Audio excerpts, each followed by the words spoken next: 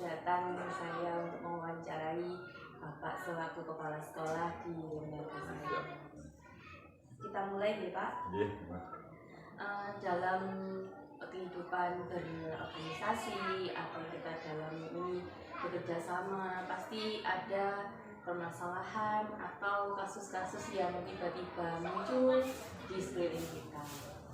Pertanyaan saya Pak, selama ini bagaimana Bapak dapat mengidentifikasi kasus-kasus yang merupakan dilema etika atau rujukan moral ini?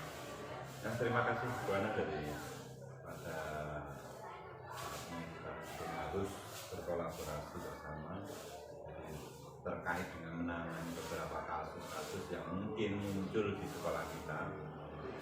Jadi yang perlu saya tegaskan di sini banyak kasus yang terjadi memang, tapi mengingat karakter-karakter yang ada di sekolah, kita mungkin harus menangani secara khusus, baik itu yang terkait dengan materi dengan terkait dengan kasus dilema etika.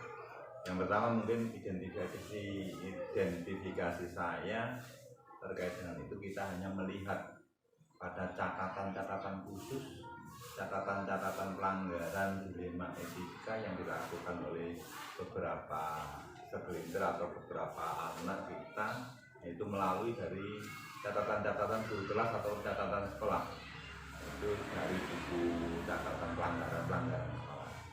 Itu dari situ nanti kita kelompokkan karena kasus-kasus juga bermacam-macam, mana yang merupakan pelanggaran yang memang urgent harus segera kita tangani, atau mana pelanggaran yang mungkin ini bersifatnya masif atau klasikal yang akan dilaksanakan atau dilakukan oleh petugas. Baik Pak, intinya jadi ketika kita melihat ada permasalahan itu dilihat dulu, kita identifikasi dari catatan khusus baik di kelas dengan gurunya, terus kita juga mengelompokkan itu apakah masuk dalam ranah parah atau sedang atau ringan gitu. Pertanyaan yang kedua Bapak, selama ini dalam menjalankan pengambilan keputusan di sekolah, terutama untuk kasus-kasus yang dimana ada dua paradigma, ada kepentingan yang sama-sama benar atau ada yang saling bertentangan, terutama yang mengandung nilai-nilai kebajikan, bagaimana cara Bapak ketika menjalani pengambilan keputusan ini? Memang kita hidup penuh dengan pilihan, Mbak. Jadi kadang kalau kita membedakan mana yang benar dan mana salah, kita bisa secepatnya mengambil keputusan. Tapi begitu kita menghadapi suatu masalah yang memang benar-benar sama-sama mengandung kepentingan yang sama-sama demi perkembangan atau kebaikan kita bersama, maka kita harus menentukan apakah itu kita ambil salah satu atau mungkin juga bisa kita laksanakan salah dua-duanya. Jadi paling tidak kita lihat seberapa besar manfaat dari masing-masing kebenaran itu dan dampak positif yang akan kita peroleh dari kebijakan yang harus kita ambil. Jadi tetap kita melihat seberapa besar dampak, artinya manfaat dan mudaratnya dari kegiatan yang akan kita ambil itu.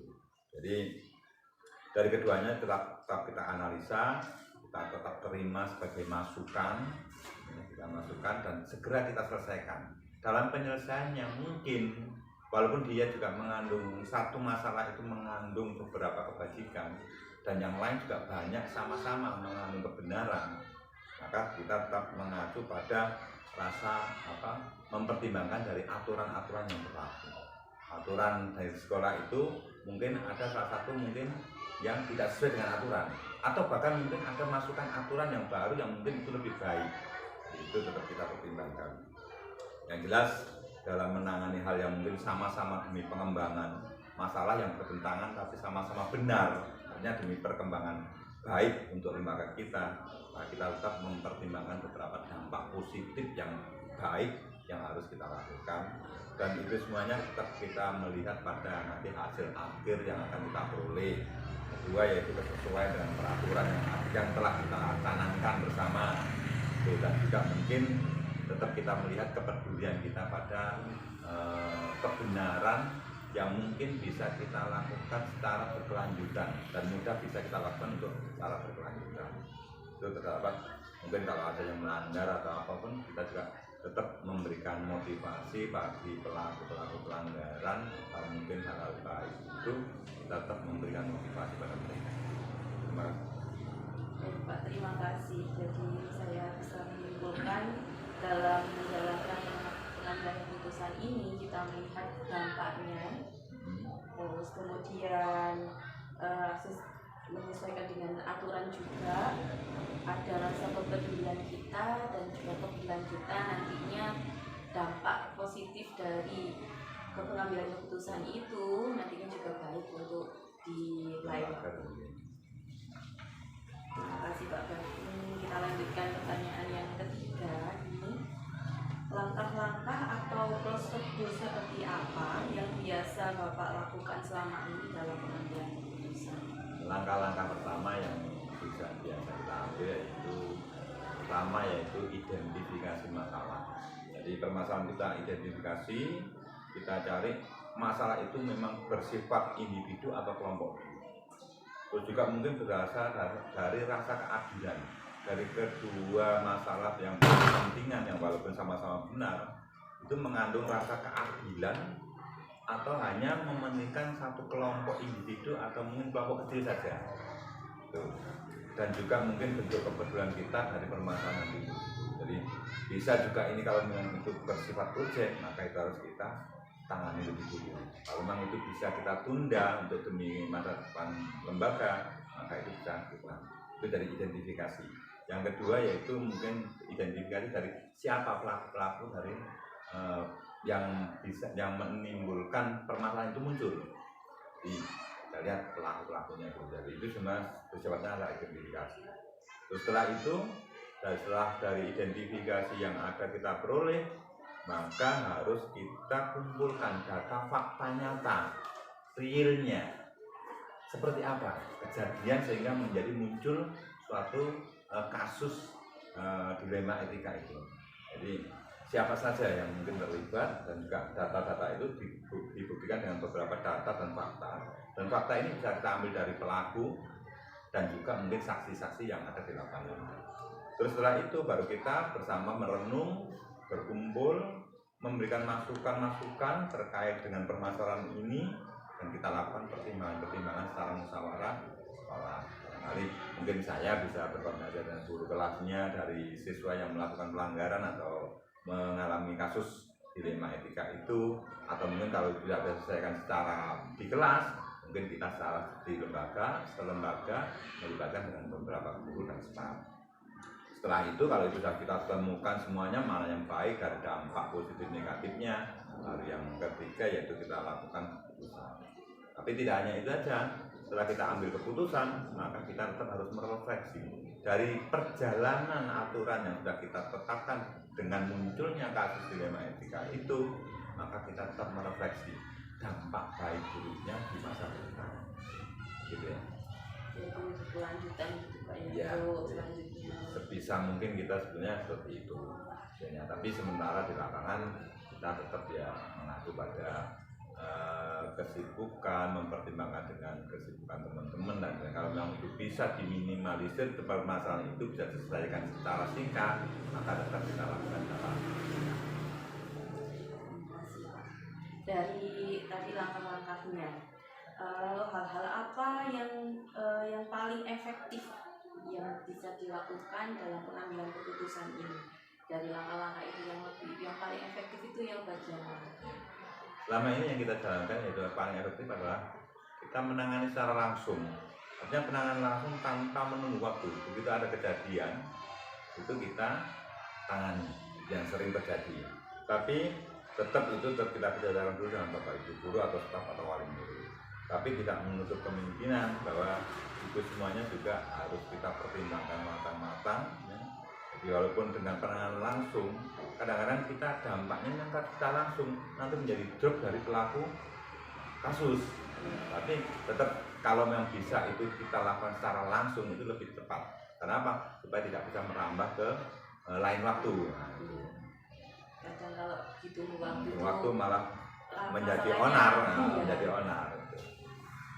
Kadang juga lupa anaknya masalahnya kita Masalahnya iya. terlupakan sehingga menjadi nggak terselesaikan malah.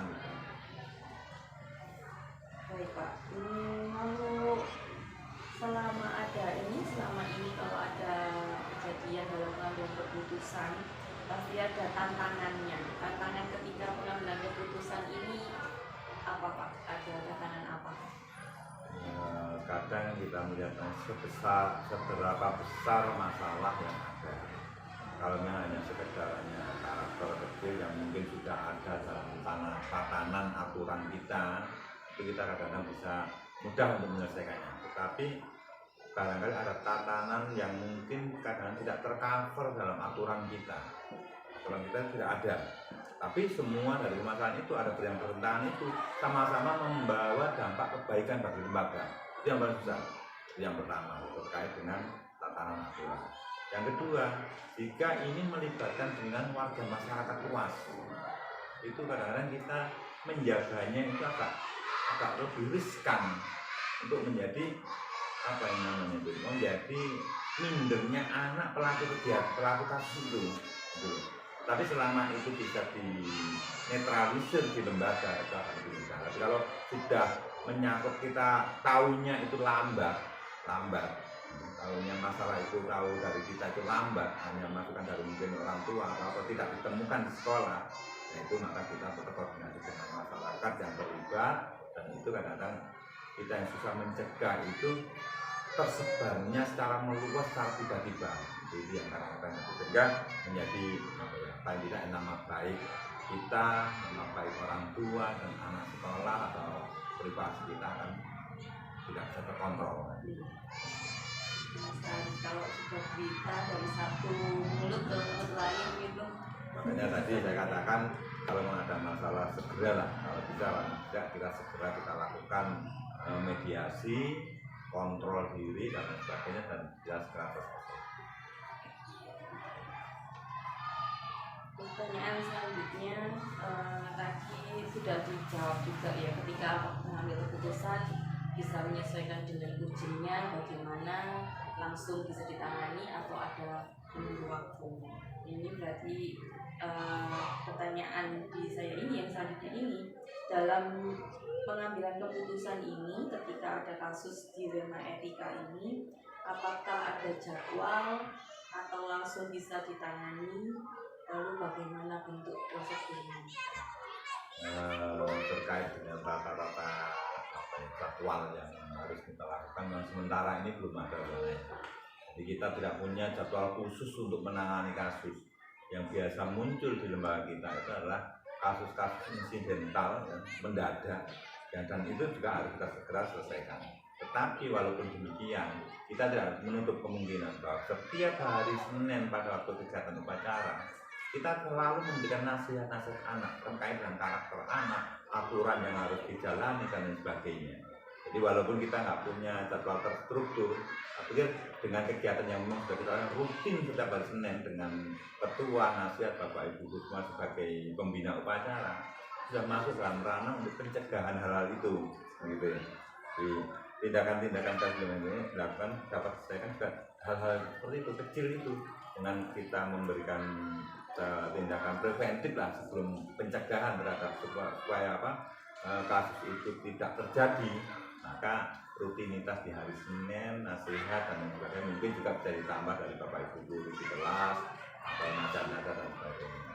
Tapi tidak menginginkan juga pada waktu terjadi kegiatan, maka secara langsung kita harus melakukan identifikasi dan juga penyelesaian. Jelas ya, tadi pada waktu penanganan jadwal yang rutinitas memang kita belum punya. Cuma untuk pencegahan preventif tetap kita upayakan sebisa mungkin karakter-karakter yang sudah tertanam atau sudah tertulis di dalam aturan itu tetap kita jaga bersama. Dan kesulitan kita juga menjaga konsistensinya dari kegiatan itu. Kadang kita dengan kesibukan ini kadang-kadang kita lupa, ini harusnya aturan ini, ternyata ada lupa. Itu kita perlu kebersamaan, kita perlu kebersamaan. Jadi itu konsisten dan komitmen kita ya. yang kuat.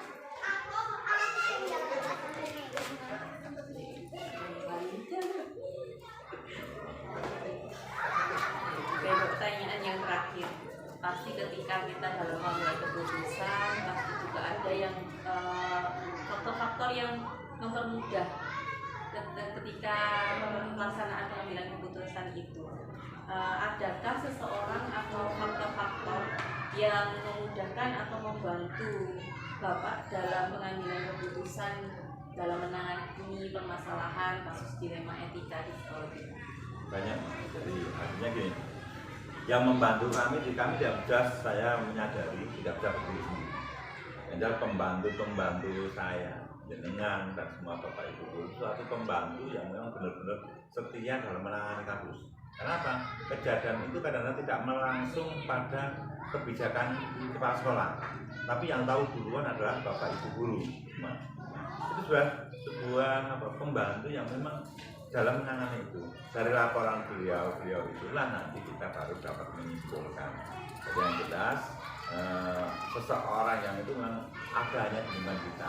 Sementara kadang juga kita tidak menutup kemungkinan bahwa ada laporan-laporan dari masyarakat. Ya, karena kadang mungkin tindakan-tindakan kasus etika, dilema etika yang dilakukan oleh anak di luar sekolah. Tetap juga begitu, lembaga komite itu juga merupakan pembantu kita dalam mengawasi adanya terjadinya kasus-kasus dilema etika. Bahkan juga wali murid siswa pun juga kita beri keleluasaan. Barangkali ada pelanggaran-pelanggaran yang menimpa pada anaknya, putra putrinya di sekolah atau di luar sekolah, yang mungkin kadang-kadang di sekolah anak nggak mau berani bicara, tapi dia melaporkan ke orang tuanya. Maka itu kita perlu dari seseorang itulah yang membantu dalam arti dia memberikan informasi pada kita. Nah, untuk penyelesaiannya tetap kita libatkan mereka bersama. Siapa yang menjadi pelaku-pelaku yang ada pada satu kasus itu. Ya, tidak mungkin juga kita juga kalau memang kasusnya itu lebih parah atau mungkin lebih meluas, memang selama ini belum terjadi. Kalau memang itu terkait dengan hal yang mungkin lebih luas, bisa juga kita minta bantuan ke tokoh agama dan lain sebagainya atau psikolog itu bisa. Tapi ini belum terjadi. Dan yang belum terjadi belum ada. Dan juga mungkin yang penting semua itu, tapi kalau bisa diselesaikan secara intern, prinsip saya sih mengarah pada prinsip pribadi atau mungkin prinsip saya sebagai yang punya latar belakang macam-macam, lebih baik semua masalah itu sebaiknya kita selesaikan secara intern dulu sebelum kita bawa ke luas wilayah. Kalau bisa diselesaikan intern kita selesaikan. Kenapa? Dampak baiknya menurut saya pribadi, kalau masalah itu terselesaikan secara intern, maka di luar sana akan aman, damai, sehingga tidak bisa mempengaruhi yang lain. Tapi kalau ini nanti kita segera ujung-ujung kita panggil sana, maka akan membuat keruhnya masalah itu menjadi lebih mudah meluas. Siapa saja yang dapat ikut itu semua kita libatkan, tapi dia tetap melihat seberapa dalam kasus itu terjadi. Jadi tidak harus kita kasus ini harus kita selesaikan semua dong, masyarakat tidak. Tapi tetap kita melihat siapa pelaku itu. Tetap kita juga ini pemilihan orang yang tepat dalam menentukan kebijakan membantu menyelesaikan masalah ini. Jadi itu Bu Anan, dari mungkin barangkali yang bisa sampaikan dari itu pertanyaan. Ini adalah rangkuman dari hasil yang ke-8 mungkin ada di sini. Dari semua hal yang disampaikan, kalau mengeluarkan simpulan jenengan, saya juga punya simpulan sendiri ya, bahwa dengan adanya jenengan memberikan wawancara ini masukan pada saya berapa pentingnya peran kasus dilema etika yang harus kita jalankan. Yang selama ini saya sendiri bisa merefleksi bahwa ini semuanya kadang-kadang saya serahkan pada gurunya, tapi gurunya nggak mampu, nanti baru bisa lapor ke saya. Jadi penting, jangan sampai walaupun kasusnya itu sekecil apapun, kalau itu tidak segera ditangani, maka akan menjadi suatu pembiasaan dari anak itu yang bersifat buruk. Itu maka penting sekali buat penanganan kasus-kasus dilema etika. Etika ini kalau saya tafsir, etika bersifat dengan karakter, dan karakter itu sudah tertuang dalam aturan-aturan di sekolah. Dan pengambilan keputusan kasus dilema etika ini yang tepat dan bijak juga akan bisa mempengaruhi masa depan anak. Karena apa? Kadang kita salah mengambil keputusan pada ini seakan-akan kita itu menghakimi anak. Yang kadang-kadang kita harus salah. Nah, sebenarnya masalah itu kita lihat dari berapa kodratnya anak itu, karena anak itu punya latar belakang yang berbeda-beda. Yang paling penting kita terapkan mungkin begitu ada anak atau siswa melakukan suatu melakukan kasus dilema etika, maka yang kita tanyakan pertama, mengapa ini kamu lakukan, nah? Sehingga kita tahu, karena dia ada faktor apa sampai melakukan seperti ini, pasti ada sebabnya. Dan maka itu harus kita cari, sehingga tidak kita langsung menghakimi. Dan yang terakhir mungkin jangan sampai kita memvonis bahwa anak itu salah. Tetap anak melakukan itu hanya karena dia sesuai dengan pola pikirnya sendiri. Jadi keputusan apapun yang kita ambil sebagai tetap menjaga nama baik anak.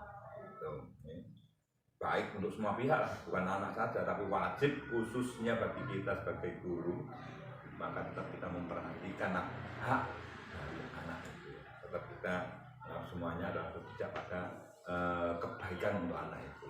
Itu yang bisa saya. Nah, quote-nya mungkin barangkali ada quote yang perlu saya sampaikan. Anak adalah tetap anak. Tetap kita hargai sesuai kodratnya sebagai anak. Menghakimi anak dan membuat anak merasa bersalah adalah tindakan yang bisa mematikan cita-cita masa depan anak. Jadi tetap semangat Bu Ana mendampingi anak dalam memberikan yang terbaik bagi mereka. Terima kasih. Terima kasih Pak Jono atas jawaban-jawaban dari pertanyaan saya yang insya Allah menambah pemahaman saya dalam materi ini, pengambilan keputusan dengan nilai-nilai kebajikan ini. Itu sudah menambah pemahaman saya dari kemarin mempelajari, sekarang sudah mendapat ilmunya sendiri dari yang sudah mengalami. Insya Allah semoga bisa menerapkan di dalam menangani kasus-kasus di kelas maupun yang ada di sekolah. Terima kasih Pak Jono atas waktunya. Saya juga terima kasih kerjasamanya Bu Ana. Jadi demi kebaikan kita bersama, itu kita komitmen bersama, hari kerjasama, harus kolaborasi dengan baik dengan saya atau dengan teman-teman. Terima kasih Pak. Saya akhiri kegiatan hari ini. Kalau ada salah-salah kata saya mohon maaf sebesar-besarnya. Terima kasih Pak. Assalamualaikum warahmatullahi wabarakatuh. Waalaikumsalam warahmatullahi wabarakatuh.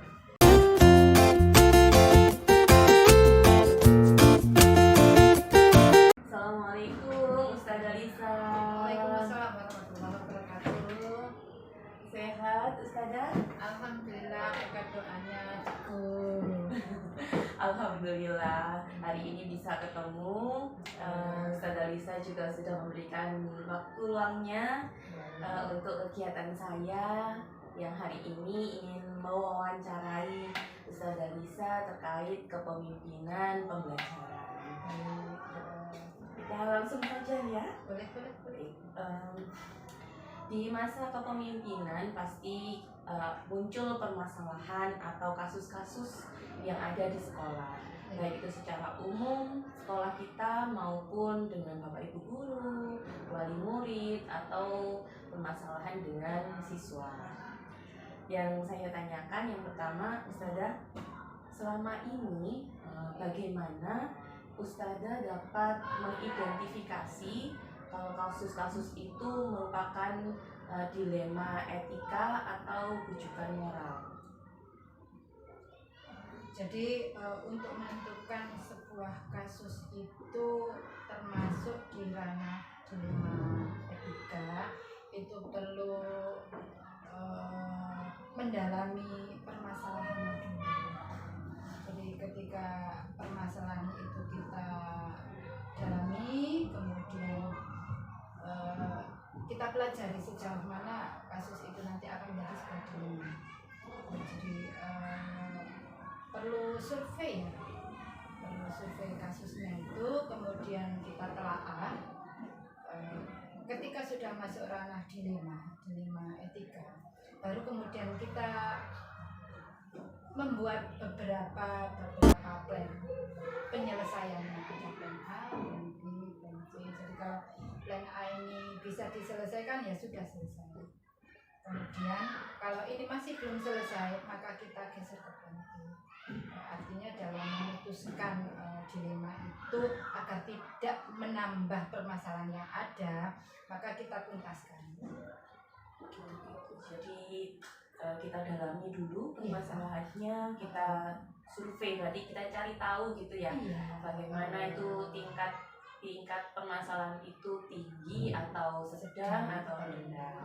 Kemudian merencanakan alternatif penyelesaiannya, ada plan A, plan B.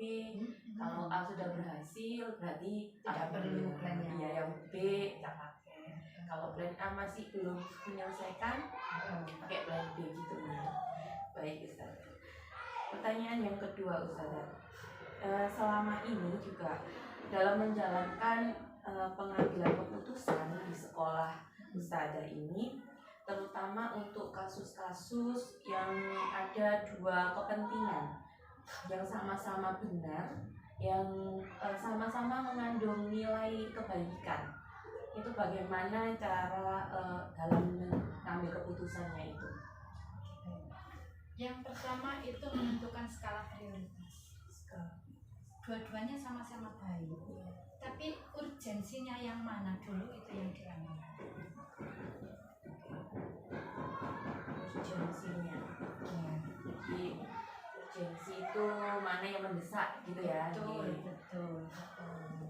Yang kedua, ketika memutuskan itu tidak sendiri. Artinya meskipun kami di sini sebagai leader, pimpinan, tapi juga melibatkan semua orang. Kita rundingan. Mana yang sekiranya bisa dikerjakan lebih dulu, mana yang sekiranya itu skala prioritas, itu yang kita utamakan. Tanpa mengesampingkan hal lain yang sama-sama penting. Jadi ketika kita bermusyawarah dengan beberapa pihak, artinya untuk melibatkan pengambilan keputusan ini ada beberapa pihak yang dilibatkan. Harapannya nanti meskipun satu dan lain kepentingan itu tetap sama-sama penting, tidak ada yang dikorbankan, sama-sama bermanfaat, tidak ada yang dirugikan. Selanjutnya, mari ya. Dalam pengambilan keputusan dari pertanyaan 1, pertanyaan 2 itu tadi pasti ada prosedurnya, langkah-langkah apa yang harus dilalui ketika saat pengambilan keputusan. mungkin lebih spesifik. Langkah-langkah, jadi tadi kalau yang pertanyaan pertama tadi kan mulai dari menelaah, survei, ya itu langkah-langkahnya itu tadi yang lebih teratur ya. Misalnya telah dulu, terus habis itu apa, kemudian nanti ada musyawarah. Nah, langkah-langkah yang biasanya dengan terapkan itu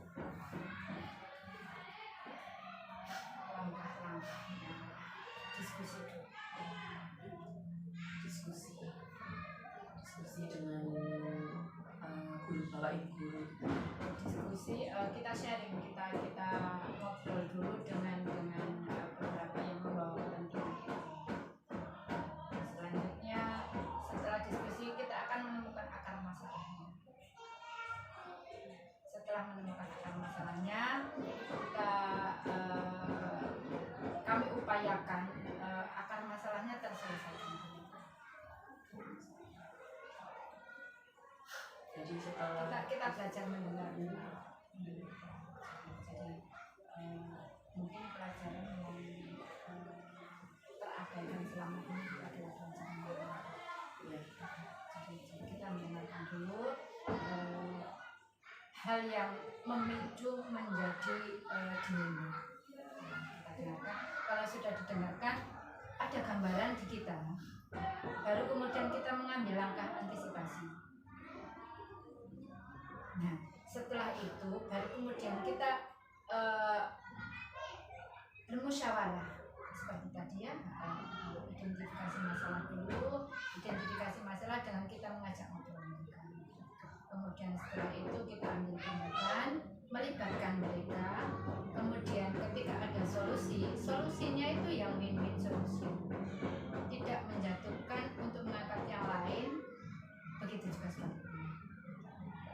Jadi ketika ada problematika di sekolah, jangan sampai ketika pengambilan keputusan itu nanti akan membuat masalah menjadi lebih baik. Gitu. Jadi sharing dengan yang berkepentingan itu tadi ya, pertama kemudian mencari akar masalahnya, kemudian kita diskusi tadi supaya bisa terselesaikan, kemudian mengambil langkah-langkah untuk menyelesaikan gitu. Iya. Dan keputusannya tadi supaya tidak ada yang dirugikan atau sebaliknya gitu ya. Ya, dalam mengambil keputusan pasti ada beberapa pihak yang tidak terpuaskan. Tapi kita dasari lagi bahwa skala prioritas ada, urgensi ada, nanti akan ada gilirannya.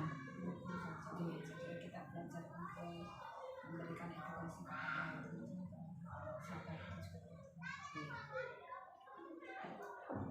Dari langkah-langkah itu yang paling memudahkan atau apa ya, bisa menjadi faktor utama ketika mengambil keputusan itu menurut Ustazah yang mana yang paling apa ya, memudahkan,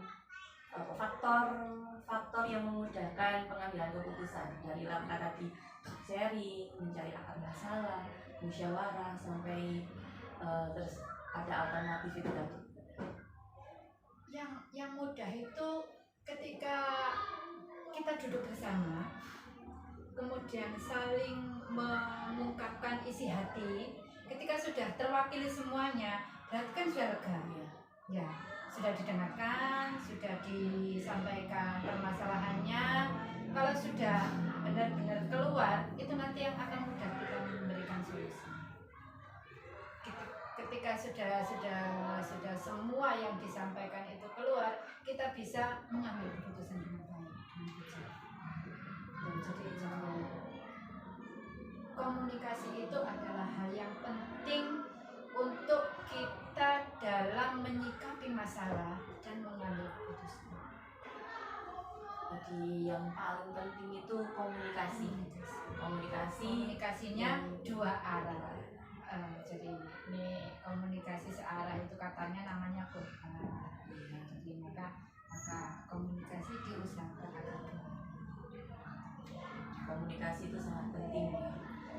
Ketika kadang itu kan kalau ada masalah, apalagi kalau sama pimpinan, kadang itu ada rasa sungkan, ada rasa nggak enak. Nah, cara Ustazah supaya guru atau siswa yang berkepentingan tadi yang ada masalah atau dilema, gimana caranya mereka bisa mengungkapkan secara santai gitu, ada cara trik atau tips gitu Ustazah?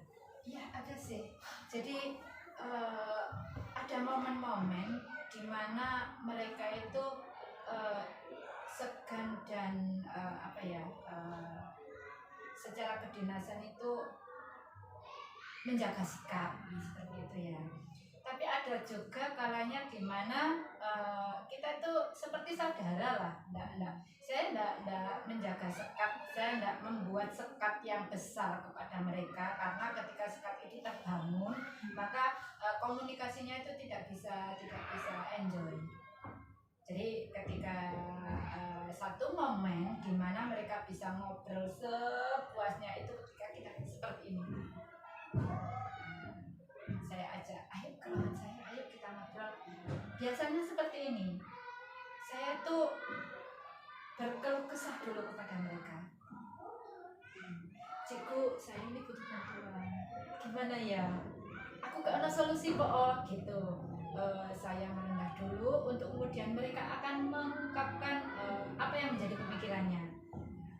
Kita tarik poinnya di sini. Kalau seperti itu kan sudah nggak akan ada jarak. Itu ngobrol biasa. Jadi ini apa ya harus ada filter ya, harus ada batasan. alhamdulillah juga saya merasa bahwa saya di sini sebagai leader itu tidak akan berarti apa-apa tanpa mereka, sebaliknya juga ya, insya Allah komunikasinya sejauh ini enggak. Di komunikasi terus tadi sharing, mencari momen yang tepat sehingga bisa memancing si yang bersangkutan itu tadi bisa muncul sendiri. Iya. Dan Kadang kreativitas juga akan tergali dari iya. sana. Kalau saya bisa ambil sebuah ini, Ustazah Lisa sudah melaksanakan namanya praktik kucing. Jadi iya kucing. Jadi bisa mendorong supaya muncul ide sendiri. Tadi bukan pemimpin yang menghakimi gini harus begini, tapi menggali potensi yang ada di masing-masing individu itu tadi. Insya Allah. Mudah-mudahan.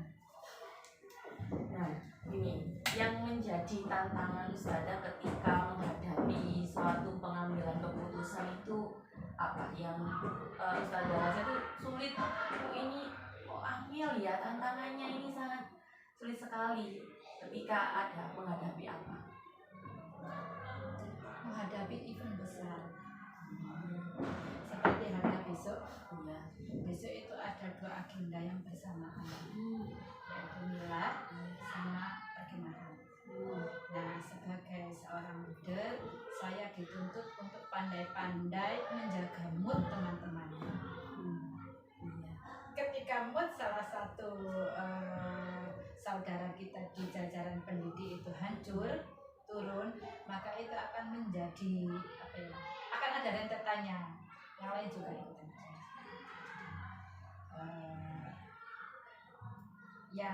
Yang susah itu ketika dari saudara-saudara pendidik itu masing-masing mempertahankan egonya.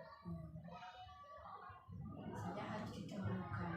Ini dulu yang penting, ini dulu yang lebih penting, seperti itu. Tipsnya, biasanya kalau mentok saya ajak diskusi di sini, saya harus ke rumahnya. Berbeda. Ketika saya ke rumahnya, kemudian ngobrol dengan beliau-beliau, akhirnya secara tidak langsung ego mereka akan turun sedikit, kemudian saya masuk. Gimana sih enaknya? Saya kok bingung, padahal saya sudah punya langkah-langkahnya, tapi kembali lagi saya menggali ide kreatif yang ada dari mereka untuk disampaikan ke saya. Akhirnya nanti si A ini kepengennya seperti ini, si B ini kepengen seperti ini, si C kepengen seperti ini. Kalau sudah kita dudukkan bersama, saya sampaikan. Nanti apa yang menjadi keputusan rapat ini, apabila belum mewakili isi hati panjenengan semua, mohon kerelaan hatinya untuk mendukung dan selanjutnya kita pilih. Jadi bernetral gitu ya. Iya. Jadi kalau sama secara terang-terangan di dalam forum rapat tanpa ada pendekatan secara individu, nanti jatuhnya di rapat biasanya akan jadi gontok-gontokan. Dan saya sangat tidak menginginkan hal itu karena akan jadi panas. Akan menyelesaikan. Menjaga ego itu tadi ya, hubungan antar anggota, terus juga mementingkan kebersamaan dan juga satu tadi moodnya satu orang yang bisa berpengaruh ke yang lain. Jadi kita ini bekerja tim dalam mengelola sekolah ini. Sekolah ini bukan hanya milik saya sebagai leader, tapi juga milik kita bersama. Rasa memiliki kalau sudah ditanamkan di semua elemen warga sekolah, itu nanti akan hubungan harus dijaga itu. Kita ini satu keluarga. Iya, keluarga. Kita di sini ini tidak hanya datang untuk bekerja, tapi juga ada nilai ibadahnya di sana. Itu yang harus kita sampaikan. Tentang keikhlasan, tentang perjuangan. Setelah itu nanti Allah yang akan mengatur hidup kita, mengatur rezeki kita, mengatur sekali Ustazah. Bisa menginspirasi saya. Nah, kalau ketika pengambilan keputusan itu apakah ada jadwal tertentu gitu untuk menyelesaikan? Jadi misalnya sekali harus selesai atau ini hari ini sampai sini ada target-targetnya seperti itu. Tergantung permasalahannya ya. Jadi ada memang keputusan itu yang tidak bisa selesai dalam satu kali momen. Anggap itu sebagai PR yang nanti akan menjadi bahan evaluasi kita untuk selalu lebih baik. Jadi keputusannya itu bertahap dalam masalah besar gitu ya.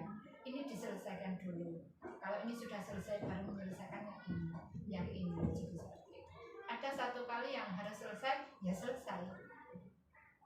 Jadi kita lihat konteks dari dilema. Pertanyaan terakhir yang mendukung Ustazah selaku pimpinan dalam pengambilan keputusan pasti kan melibatkan yang lain supaya keputusan ini cepat selesai. Siapa saja atau faktor yang mendukung agar cepat terselesaikan dari pengambilan keputusan ini? Ini mungkin bisa dijadikan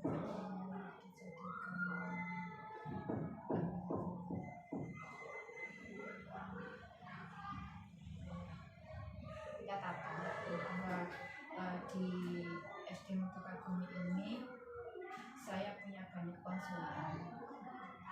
Jadi ada konsultan pendidikan agamanya, ada konsultan pembangunan, ada konsultan program, dan ada konsultan humas umum. Masing-masing konsultan ini kami melakukan pendekatan secara pribadi kepada orang yang memang mumpuni di bidangnya. Jadi ketika ada problem yang berkaitan dengan keagamaan, maka saya biasanya konsultasi dengan yang lebih paham ilmunya tentang ini. Meskipun tidak semuanya nanti bisa tak pakai, karena tetap harus mengingat kearifan lokal yang ada di sekolah ini. Dan mereka kebanyakan ahli di sini. Jadi melibatkan banyak pihak untuk sampai pada titik ini. Harapannya kita masih punya mimpi untuk berkembang. Semakin kita punya circle yang banyak, maka aura positif itu nanti yang akan menyemangati kita di sini. Jadi kalau misalnya tentang humas ada segala sesuatu tentang masyarakat humas, maka sebelum saya sampaikan kepada teman-teman saudara-saudara di tim, saya perlu konsultasi dulu kepada konsultan humas ini, kemudian saya florkan kepada saudara-saudara pendidik. Barangkali ini sudah menjadi langkah baik, ya ayo kita lakukan bersama. Kalau memang ada masukan dan ada penyempurnaan dari panjenengan semua, ayo kita Jadi ada tim ahli gitu ya yang menjadi bisa dikatakan untuk sharing dan dimintai pendapat, kemudian nanti baru di-floorkan ke teman-teman anggota guru yang ada di sekolah gitu. Jadi membentuk tim yang hebat ya Ustazah. Ya sejauh ini yang mampu kami lakukan seperti itu, dan kami tetap mencari circle-circle yang nanti bisa mengimbas kepada pertumbuhan dan perkembangan sekolah.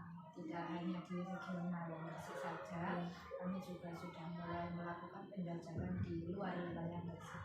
Harapannya seperti itu. Insya Allah ketika kami silaturahim kepada lembaga baik yang berhubungan dengan pendidikan ataupun yang tidak, akan membawa aura positif yang kami sampaikan di teman-teman. Ini banyak memberikan pemahaman saya terkait pengambilan keputusan ini. Dari yang tadi Ustazah sudah sampaikan, bisa saya simpulkan bahwa pengambilan keputusan itu tidak serta-merta langsung bisa terselesaikan, tetapi perlu tahapan mulai dari analisis, mencari akar permasalahannya, komunikasi dengan yang berkepentingan maupun yang terlibat untuk menyelesaikan kepentingan itu. Dan yang saya tertarik ini tadi yang Ustazah bilang tentang bahwa apa yang kita laksanakan ini ada nilai ibadahnya yang bisa kalau kita berserah kepada Tuhan pasti semuanya akan bisa terselesaikan dan akan dimudahkan dengan segala jalan gitu. Jangan lupa setiap selesai mengambil keputusan kita juga mengadakan evaluasi dan review. Tidak semua keputusan itu akan tepat.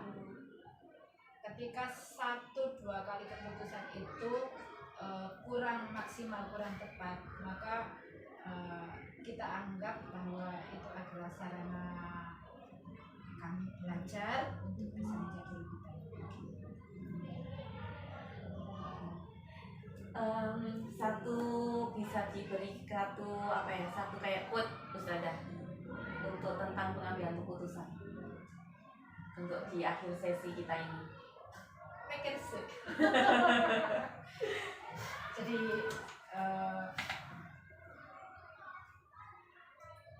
berani mencoba, itu saja.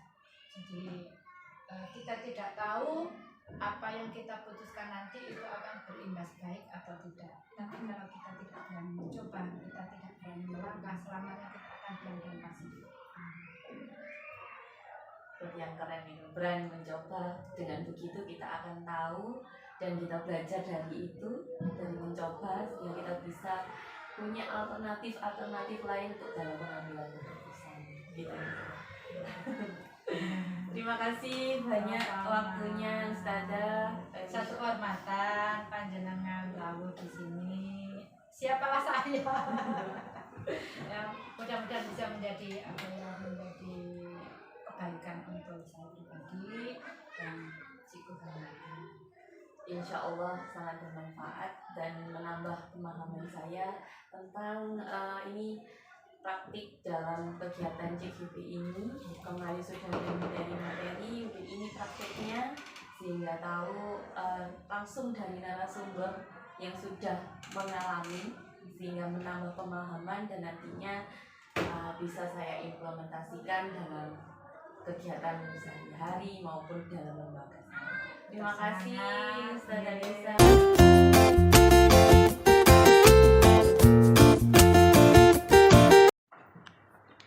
Assalamualaikum Pak Anam. Waalaikumsalam. Selamat datang Bu Ana.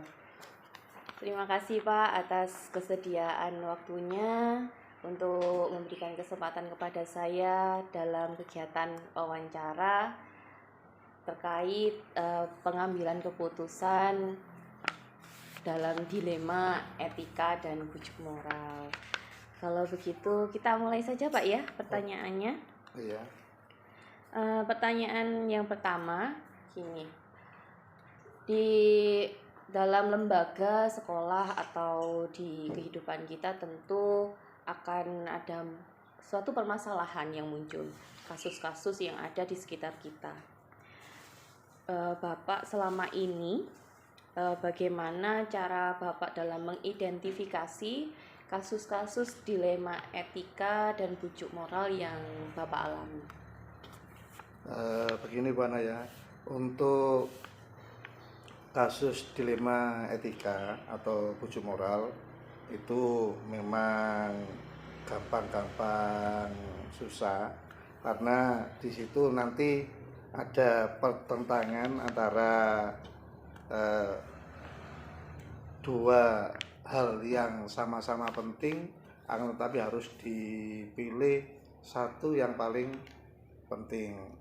Jadi berdasarkan pengalaman saya di lembaga itu, untuk hal-hal yang mendasari kebijakan saya atau dalam mengidentifikasi itu, yang terpenting di situ kebenaran, keadilan, kebebasan, kemudian persatuan, toleransi serta tanggung jawab itu semuanya dikedepankan untuk mengidentifikasi kasus dilema etika. Nah, selanjutnya setelah kita tahu, baru nanti kita mengetahui paradigma apa yang terjadi pada kasus itu, sehingga saya nanti akan mampu menggunakan prinsip serta langkah-langkah pengambilan keputusan yang tepat gitu. Jadi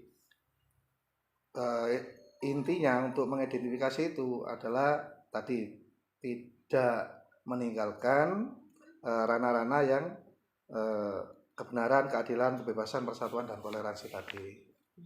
Baik Pak. Pertanyaan yang kedua Pak. Selama ini Bapak dalam menjalankan pengambilan keputusan di sekolah, terutama untuk kasus-kasus yang ada dua kepentingan yang sama benar dan mengandung nilai kebajikan itu, bagaimana Bapak menjalankannya? Untuk menjalankan atau mengambil keputusan di sekolah yang selama ini saya lakukan sebagai seorang pendidik dan juga sebagai seorang pemimpin di lembaga, pengambilan keputusan yang baik itu saya lakukan dengan mempertimbangkan beberapa aspek. Jadi nanti ada aspek intern di dalam sekolah dan juga nanti ada aspek ekstern nanti yang notabene adalah masyarakat. Jadi untuk mengambil keputusan itu kita berbasis etika, kemudian sesuai visi misi, berpihak pada murid, kemudian budaya positif serta nilai-nilai yang dianggap penting dalam sebuah lembaga. Ya, prinsipnya yang terpenting lagi itu nanti mewujudkan lingkungan yang positif, kondusif, aman, dan nyaman. Ya. Jadi pengambilan keputusan yang tepat itu sangat penting di lembaga kami ini, biar nanti kelak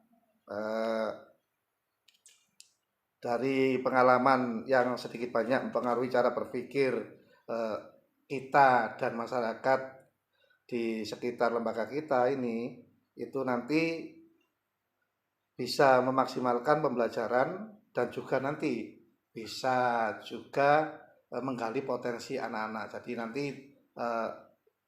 hal tersebut dikedepankan dalam pengambilan keputusan yang bersifat tadi sama-sama benar dan sama-sama mengandung nilai kebajikan. Jadi pilihannya itu kita tidak meninggalkan filosof Ki Hajar Dewantara yang bermaksud pendidikan itu untuk menuntun segala kekuatan kodrat yang ada pada anak-anak. Itu yang dikedepankan adalah anak didik kita, karena harus memilih di antara dua hal yang sama-sama baik. Ya, contohnya ya, saya pernah mengalami pengambilan keputusan di mana ada dua kepentingan saling berbenturan. Ya, di sisi lain lembaga itu butuh pendanaan dalam acara perpisahan anak-anak yang nanti menampilkan potensi anak-anak didik kita. Akan tetapi di sisi lain anggaran BOS itu peruntukan untuk kegiatan tersebut tidak ada. Ya, maka dari itu kita harus mengambil keputusan yang tepat untuk hal tersebut. Jadi kita mengumpulkan seluruh stakeholder yang ada di sekolah, baik guru, wali murid maupun komite, untuk membicarakan hal tersebut sehingga dicapai keputusan anak-anak tetap bisa menampilkan kreasi seninya walaupun dalam tatanan sederhana, tidak dalam bentuk pesta yang begitu besar, dan juga wali murid tidak terbebani dengan anggaran. Jadi di situ nanti bagian komite sekolah memintakan dana atau mencari dana untuk kegiatan tersebut. Jadi tidak dana BOS yang ada itu dimanfaatkan semaksimal mungkin untuk kegiatan itu, dan juga ditambah dari komite sekolah. Jadi harus ada tidak ada yang saling dirugikan Iya. dan tetap berjalan sesuai dengan visi misi tadi, juga lingkungan positif yang ada di sekolah. Pertanyaan yang ketiga, Pak, langkah-langkah apa atau prosedur seperti apa yang biasa Bapak lakukan ketika pengambilan keputusan selama ini? Ada langkah-langkahnya gitu? Untuk pengambilan keputusan nanti kita lihat keputusan itu bersifat urgen atau tidak, yaitu yang harus diputuskan pada saat itu juga, atau keputusan yang dapat dieksekusi atau dapat dilaksanakan dengan jangka waktu tertentu, itu nanti akan berbeda dalam penanganannya. Jadi kalau untuk yang bersifat mendadak atau urgen, itu langkah-langkah kami di dalam lembaga ini, itu kami mempunyai tim untuk mengambil keputusan. Jadi saya selaku kepala sekolah, sebagai pimpinan sekolah itu tidak mutlak, ya, tidak mempunyai kekuatan mutlak untuk memutuskan itu. Karena apa? Karena kita berada di lingkungan yang keputusannya itu nanti harus tepat. Jadi saya ada tim 4 orang, ya. Jadi saya, kemudian ada lagi guru sebanyak 3 orang, itu saya pilih untuk menangani hal-hal semacam ini. Itu prosedurnya. Kalau bersifat urgen, maka saat itu juga harus diputuskan.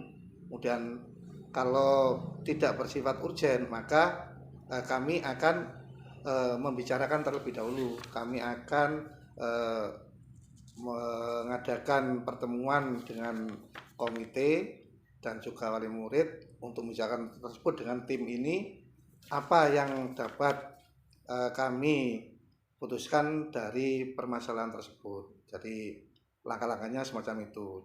Kalau tidak membutuhkan waktu, ya kita langsung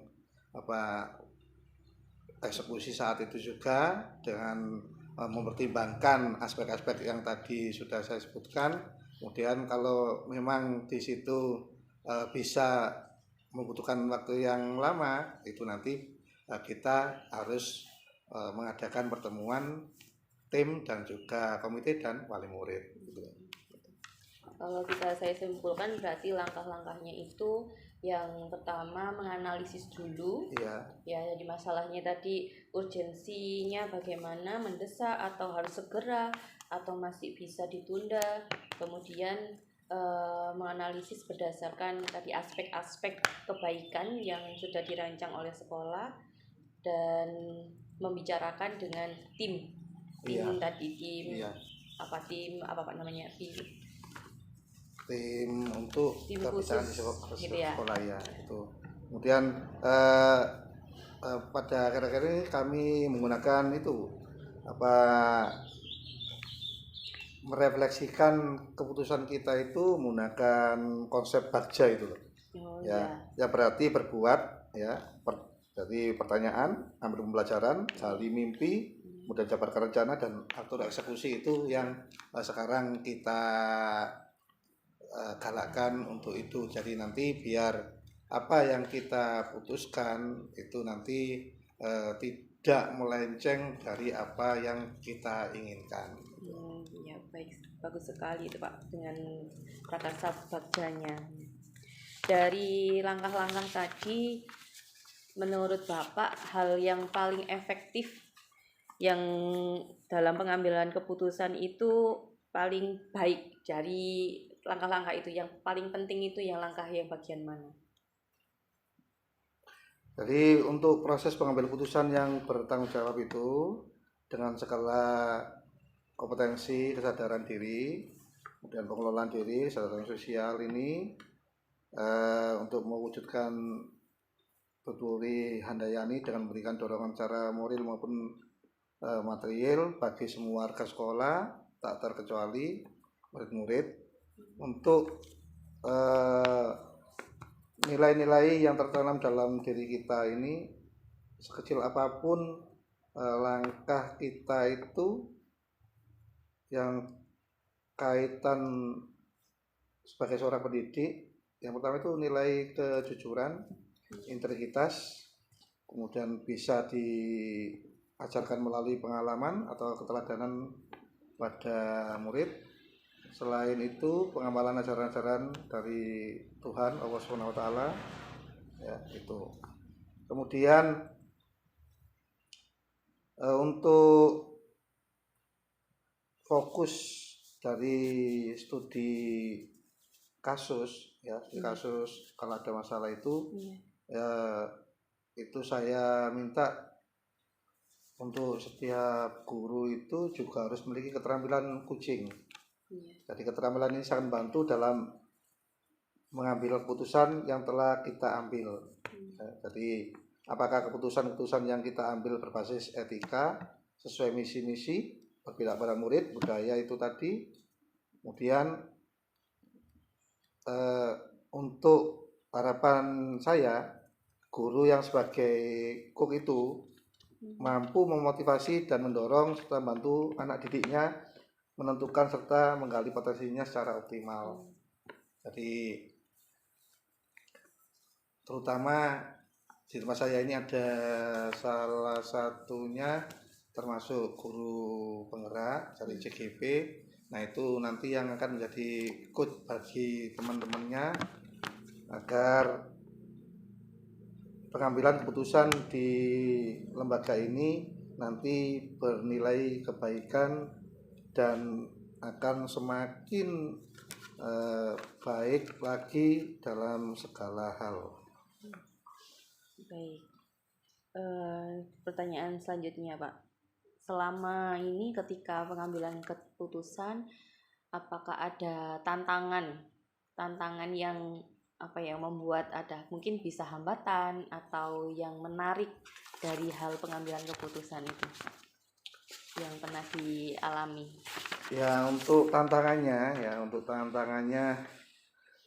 dalam mengambil keputusan ini, karena sekolah kami ini berada di daerah desa ya, jadi otomatis tingkat pendidikannya untuk wali murid itu masih tergolong rendah.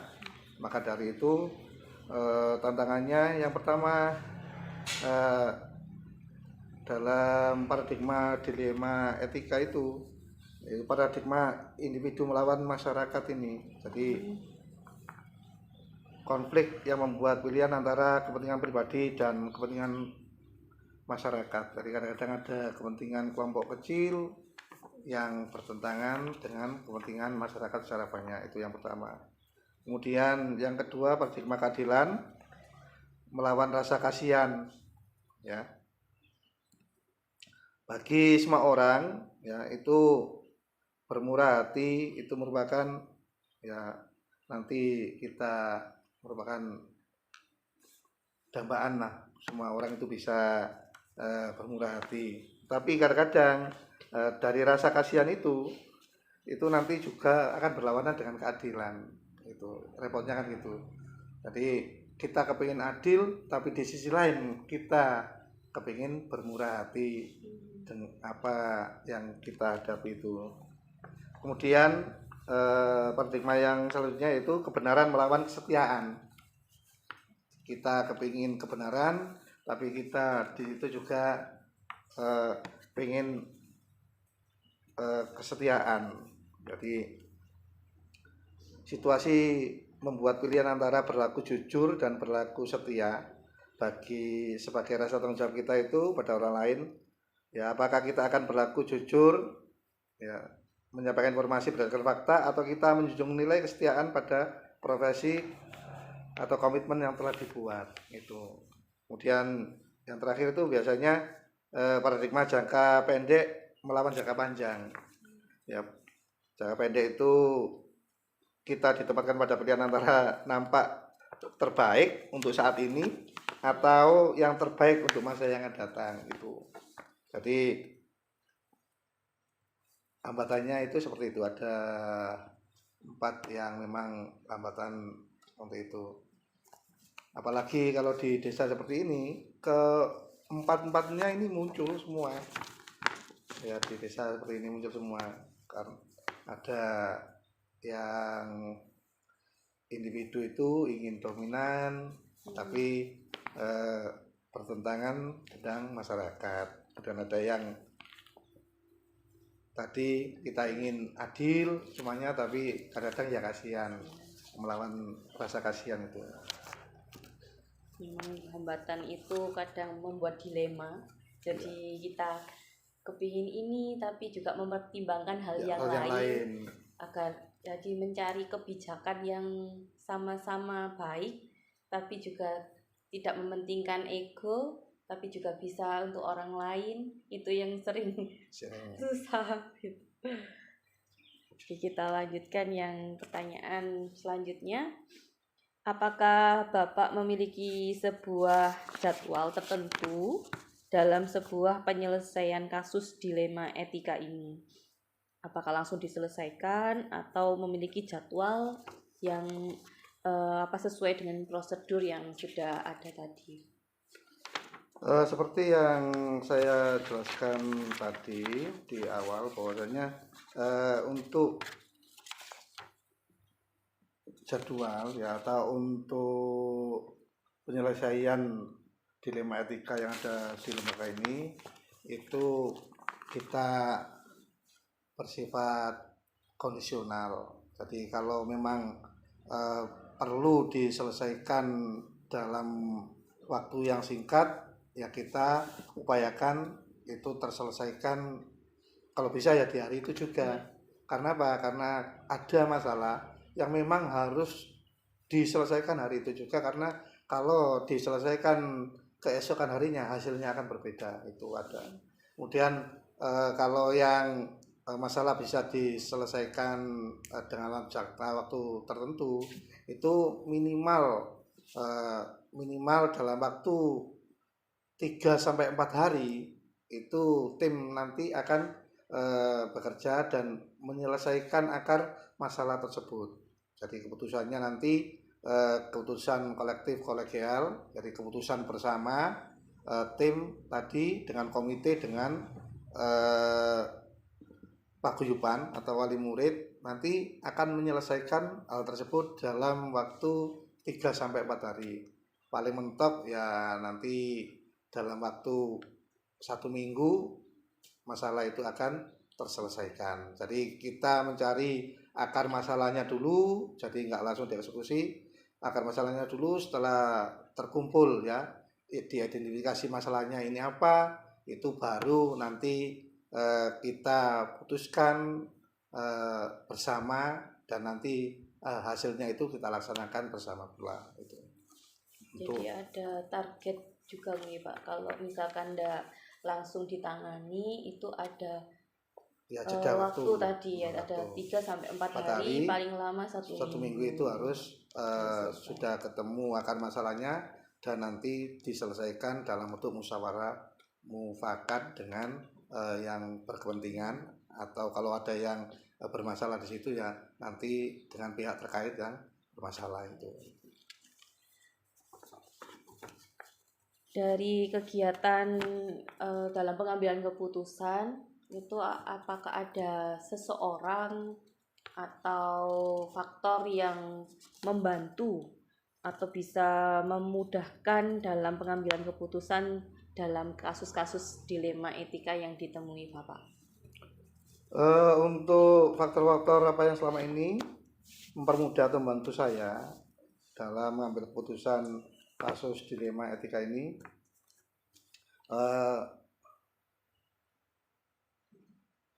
kita mengambil keputusan hanya berdasarkan prinsip-prinsip. Yang pertama yaitu melakukan demi kebaikan orang banyak, atau yang kita kenal dengan berpikir berbasis pada hasil akhir. Jadi yang terpenting itu hasil akhir ini baik bagi semua orang, bukan baik bagi sebagian orang itu. Kemudian yang kedua, menjunjung nilai prinsip dalam diri atau sering disebut dengan berpikir berbasis peraturan. Jadi di samping keputusan itu nanti menguntungkan bagi orang banyak, juga tidak melanggar aturan, dari berbasis aturan. Tetap aturan kita junjung tinggi itu. Dan yang terakhir, melakukan apa yang kita harapkan orang lain dilakukan pada diri kita, atau kita kenal dengan berpikir berbasis rasa peduli. Ya. Jadi apa yang kita lakukan itu nanti itu kita berharap orang lain itu lakukan pada diri kita. Namanya kita melakukan kebaikan itu kita berpikir nanti orang itu juga bisa berbuat kebaikan, meskipun tidak pada diri kita, bisa berbuat kebaikan pada orang lain itu. Kemudian kalau di sini seseorang itu semuanya itu adalah kita duduk dalam tim tadi. Kebetulan di lembaga saya ini dari tim-tim tersebut itu ada seorang guru yang memiliki pasangan hidupnya itu perangkat desa sini. Jadi segala sesuatunya yang berhubungan dengan masyarakat itu nanti bisa tahu lebih dulu atau nanti mengidentifikasinya lebih cepat itu. Kemudian yang kedua, dari guru sini ini ada seorang ustadz juga, di rumah juga ngajar TPQ atau ngaji. Nah dari situ nanti juga kita mendapatkan tambahan untuk religinya di situ. Jadi seluruh tim di sini sebagai pembantu saya atau membantu saya dalam memberi masukan dalam kebijakan itu memang alhamdulillah seluruhnya sangat membantu, baik dari segi moral maupun material. Karena apa? Semuanya saling mendukung ya, karena orang pribumi bagaimanapun bentuknya, kalau ada masalah di daerahnya itu nanti akan terlebih dahulu mengerti karakter dari para masyarakat yang di sini. Apalagi saya kalau di sini kan masih baru, jadi belum mengerti. Itu sangat membantu saya dalam mengambil keputusan. Gitu. Wah, terima kasih Pak atas penjelasannya tentang beberapa pertanyaan terkait pengambilan keputusan ini. Jadi kalau bisa saya tarik kesimpulan, dalam pengambilan keputusan itu kita tidak mementingkan ego, tapi mementingkan kepentingan umum dan berbasis kebenaran, keadilan, kebebasan, dan tadi mementingkan keberpihakan pada murid sesuai dengan visi misi sekolah. Dan yang paling penting ini tadi komunikasi dengan anggota tim sekolah dan juga masyarakat gitu. Sesi terakhir Pak, untuk kesimpulan atau pesan Bapak kepada saya terkait pengambilan keputusan ini. Ya, untuk pengambilan keputusan tadi sudah saya utarakan bahwasanya yang terpenting banget itu adalah keputusan itu tepat sasaran. Jadi keputusan itu nanti tadi keberpihakannya itu pada semua masyarakat atau semua yang dominan di sini itu. Ya, jadi tidak untuk sebuah golongan atau apa enggak, tapi untuk semuanya itu keputusan itu. Dan keputusan itu juga tadi harus mengedepankan nilai-nilai yang berbasis kebaikan itu. Jadi jangan sampai keputusan itu nanti keluar dari ranah itu, karena kalau keputusan itu keluar dari ranah itu nanti akan berdampak negatif terhadap kinerja kita yang semula bertujuan baik, akan tersusupi hal-hal yang tidak baik itu. Karena apa? Karena keputusan itu kadang-kadang bertentangan dengan jiwa kita, akan tetapi keputusan itu harus kita ambil guna untuk kebaikan bersama. Jadi kalau kita itu mengedepankan ego, ya itu tadi nanti keputusannya akan bersifat pribadi atau egois terhadap diri kita sendiri, tidak mementingkan orang banyak itu.